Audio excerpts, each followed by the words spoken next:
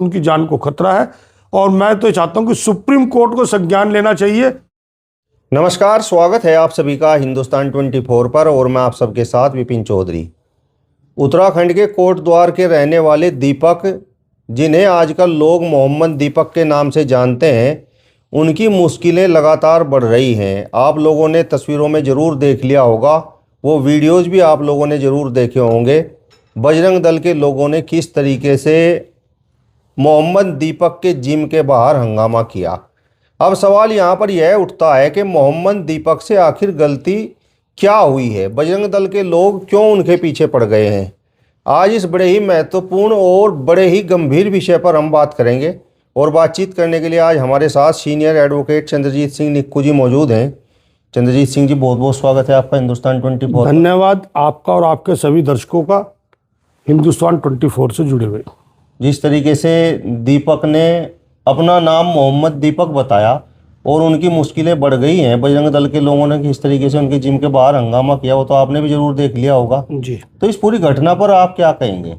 देखिए, जब कर्नाटक विधानसभा के चुनाव हुए तो कांग्रेस पार्टी ने अपने घोषणा पत्र में एक घोषणा की थी कि बजरंग दल पर प्रतिबंध लगाया जाएगा, जिसके जवाब में हमारे महामानव प्रधानमंत्री नरेंद्र मोदी जी बजरंग बली पर बैन लगाने की बात करके उनको संरक्षण देने का काम कर रहे थे। बजरंग दल की गुंडागर्दी का ये कोई पहला उदाहरण नहीं है। अगर आपको याद हो तो ग्राम स्टेट्स को जलाकर मार देना उड़ीसा में, वो भी जो दारा सिंह थे बजरंग दल से जुड़े हुए व्यक्ति थे। मैं ये पूछना चाहता हूँ बजरंग दल के लोगों से कि आपको मोहम्मद दीपक से ऐतराज है तो हिंदुस्तान जो बीफ पर दुनिया में प्रथम सप्लायर की ओर बढ़ता जा रहा है, उन बीफ फैक्ट्रियों के खिलाफ क्या आप में साहस है कि आप कोई आंदोलन करें या उनको बंद कराने का फैसला लें? अभी पिछले दिनों केएफसी पर आप लोग गए थे तो आपने देखा था ना कि पुलिस प्रशासन ने कैसा लाठीचार्ज किया। तो बजरंग दल सिर्फ सरकारी संरक्षण है तो ये गुंडागर्दी कर पाते हैं। ये सही मायने में तो सिर्फ बजरंग दल नहीं है, ये संघ परिवार, जिसको राहुल गांधी जी ने संसद में हिंसक हिंदू कहा था। और वो क्यों कहा था कि आपको महात्मा गांधी की हत्या याद है, उसका बचाव ये लोग कहते हैं कि 1947 में जब बंटवारा हुआ तो महात्मा गांधी जी ने मुस्लिमों को देश में रहने की इजाज़त क्यों दी। तो नाथूराम गोडसे ने 22 जुलाई 1944 पर जो चाकू से महात्मा गांधी पर हमला किया था, उसका क्या जवाब संघ परिवार देगा? और इतने दोगले हैं ये लोग कि अभी आपने देखा होगा 30 जनवरी को भारतीय जनता पार्टी के बड़े बड़े नेता महात्मा गांधी की समाधि पर गए, उनकी मूर्तियों पर माला पहना रहे थे। तो इनका ना तो कोई दीन है ना ईमान है। ये बजरंग दल पर तो बैन होना ही चाहिए, साथ के साथ संघ परिवार पर भी बैन लगना चाहिए, ये ऐसी मेरी मांग है। दीपक से क्या कुछ गलती हुई है? दीपक ने अपना राष्ट्रीय धर्म निभाया है। किसी एक दुकान को सिर्फ इसलिए आप बंद करने की बात करेंगे कि उसका नाम क्या है, मैं क्या खाऊंगा, मेरा व्यक्तिगत जीवन में क्या पसंद है, ये आप तय करेंगे। अगर मैं नॉन वेजिटेरियन हूं तो मैं हलाल का खाऊंगा या झटके का मीट खाऊंगा, ये भारतीय जनता पार्टी और संघ परिवार तय करेगा। आपकी गाय माता पश्चिम उत्तर प्रदेश में है, लेकिन उसी गाय को आप जब नॉर्थ ईस्ट में चले जाते हैं तो काटने के लिए आप वादा करते हैं अपने घोषणा पत्र में कि हम आपको बड़ा अच्छा बीफ देंगे। हिंदुस्तान बीफ सप्लायर में सबसे नंबर 1 की ओर बढ़ता चला जा रहा है। तो इनका ना तो कोई चरित्र है ना इनकी बात कोई है। ये सिर्फ और सिर्फ डरा करके लोगों को अपने साथ जोड़ने का काम करते हैं और जो इनके सांप्रदायिक एजेंडे के बीच में आता है। आज मोहम्मद दीपक ने मोहम्मद दीपक बनकर वो काम किया जो महात्मा गांधी ने 1947 में किया था। अगर मुझे कहीं लगा कि उनको मेरी मदद की जरूरत है तो मैं उनके साथ खड़ा हूँ, उस विचारधारा के साथ खड़ा हूँ जो उन्होंने दीपक ने मोहम्मद दीपक बन करके की है। दीपक तो हिंदू हैं और जब उनसे उनका नाम पूछा गया तो उन्होंने बताया कि मेरा नाम है मोहम्मद दीपक।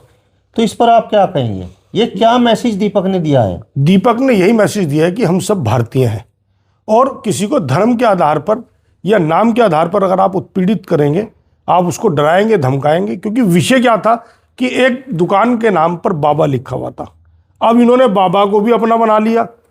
अभी तो मुख्यमंत्री जी को 40 दिन का समय शंकराचार्य ने दिया है, जो हमारे सबसे बड़े धर्माचार्य हैं, कि वो ये साबित करेंगे कि वो हिंदू हैं। चूंकि आरोप क्या है कि आप गाय को राजमाता घोषित करें। बीफ पे जो हम नंबर 1 जा रहे हैं, यानी गोकशी का कटान हो रहा है, इस बात को आप बंद करवाएं, सख्ती से बंद कराएं।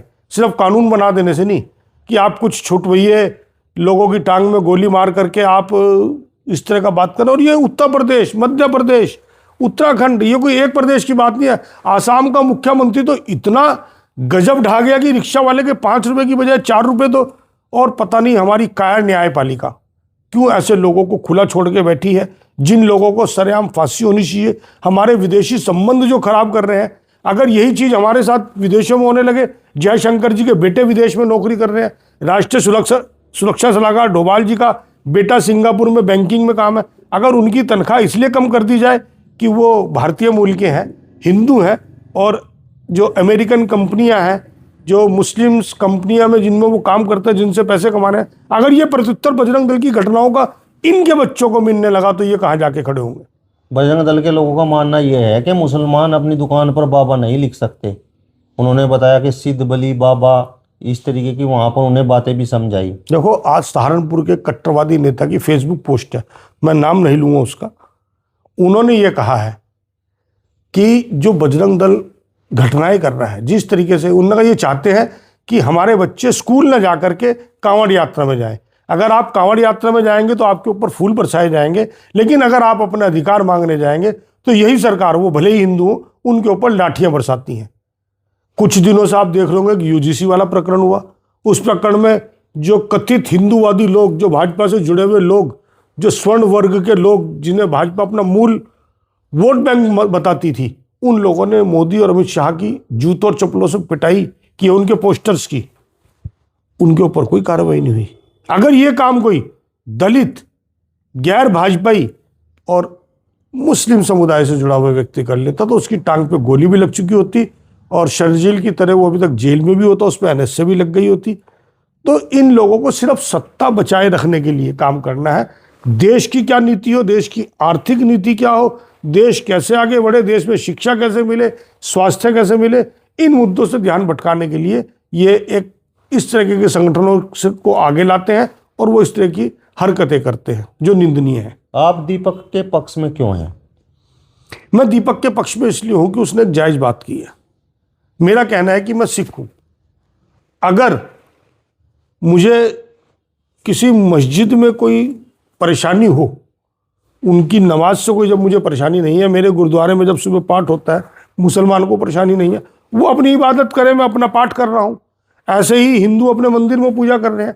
मेरा नाम क्या होगा ये तय करने वाले बजरंग दल वाले कौन होते हैं? ये अधिकार उन्हें किसने दिया? वो जो काम आईएसआई हिंदू और मुसलमान को आपस में लड़वाकर देश के विभाजन की ओर ले जाना चाहते हैं, जो 1947 से पहले आरएसएस ने किया है हिंदू महासभा के नाम से, वही काम आज ये दोबारा से करने जा रहे हैं। और दीपक ने, मोहम्मद दीपक अपने आप को बोलकर महात्मा गांधी वाला काम किया, देश को बंटवारे की ओर जो ये लोग ले जाना चाहते हैं उससे बचाने का काम किया है, और मैं उसकी भूरी भूरी प्रशंसा करता हूँ। दीपक ने अपना नाम मोहम्मद दीपक तो बता दिया, लेकिन अब तो उसकी मुश्किलें बढ़ गई हैं। आपने देखा भी होगा कि बजरंग दल के लोगों ने किस तरीके से वहाँ पर उसके जिम के बाहर हंगामा किया और उसे पकड़ने का प्रयास किया। देखिए, जब कोई अच्छी बात करता तो मुश्किलों का सामना उसे करना पड़ता है। मोहम्मद दीपक हो चाहे महात्मा गांधी हो, जवाहरलाल नेहरू हो चाहे भगत सिंह हो। भगत सिंह को भी तो फांसी हुई थी। भगत सिंह को फांसी देने वाले किस पार्टी से जुड़े हुए थे? जो वकील अंग्रेजों की ओर से था वो किस संगठन से जुड़ा हुआ था? इस पर चर्चा कर लें ये लोग। लेकिन ये लोग सिर्फ देश के बंटवारा चाहते हैं। ये हिंदू राष्ट्र के नाम पर एक और देश का विभाजन की बात करते हैं, और मोहम्मद दीपक ने मोहम्मद दीपक बनकर इस बंटवारे की, इनकी आकांक्षाओं को जो खत्म करने का काम किया है, तो उससे उनकी जान को खतरा है। और मैं तो चाहता हूं कि सुप्रीम कोर्ट को संज्ञान लेना चाहिए और धामी सरकार से पूछना चाहिए कि क्यों ना वहां पर राष्ट्रपति शासन लगाया जाए कि पुलिस के सामने कोई आदमी सरेआम किसी को मारने की धमकी दे रहा है और पुलिस मूक दर्शक बनी हुई है सत्ता के दबाव में। इन अधिकारियों को सोचना चाहिए कि इन सबके बच्चे जो हमारे बड़े अधिकारी हैं विदेशों में पढ़ते हैं, इसका खमियाजा उन्हें भी भुगतना पड़ सकता है। अब एडवोकेट चंद्रजीत सिंह निक्कू जी, जिस तरीके से आप बजरंग दल के बारे में बोल रहे हैं, तो कहीं ऐसा ना हो कि बजरंग दल आपके घर पर भी आकर हंगामा करना शुरू कर दे? बिल्कुल कर सकता है। मेरे ऊपर एक मुकदमा भारतीय जनता पार्टी वाले लिखवा चुके हैं, लेकिन मैं कांग्रेसी विचारधारा में बड़ा हुआ हूं। मेरा मानना है कि देश की रक्षा के लिए अगर जान भी देनी पड़े तो देंगे।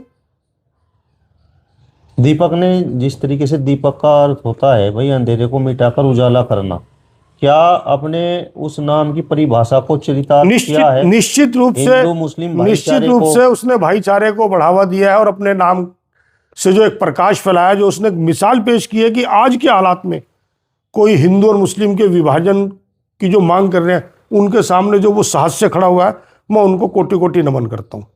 अगर दीपक अकेला अलग थलग पड़ गया तो फिर इस तरीके के लोग क्या सामने निकल कर आ सकेंगे? देखिए, आज नरेंद्र मोदी की सत्ता जो है 35% वोट से है, 65% लोग दीपक के साथ हैं। तो दीपक कभी भी अकेला नहीं पड़ेगा और दीपक की रोशनी सूरज की रोशनी जितनी चमकेगी, मेरा ऐसा मानना है। चलिए, तो एडवोकेट चंद्रजीत सिंह निक्कू जी को आपने सुना। फिलहाल इस वीडियो में बस इतना ही। अगली वीडियो में फिर आपसे मुलाकात होगी। तब तक बने रहिए हिंदुस्तान 24 के साथ। नमस्कार।